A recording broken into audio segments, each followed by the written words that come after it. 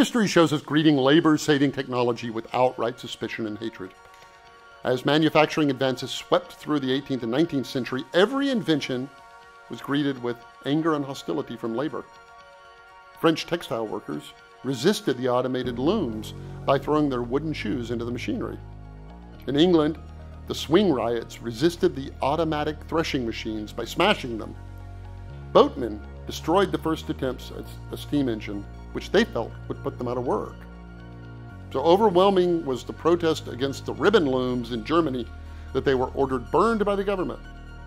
When the fly shuttle was invented to make weaving easier, its creator, John Kay, was mobbed. James Hargreaves, who created another breakthrough in textiles called the spinning jenny, saw his creation burned by yet another mob in England. John Heathcote, who created technology to make the creation of lace more efficient, saw his entire factory and its equipment torched in broad daylight. One final story from the past, however, may show us a path forward, and that happened on November 29, 1814. It was on that day that the Times of London was first printed using steam-powered printing presses.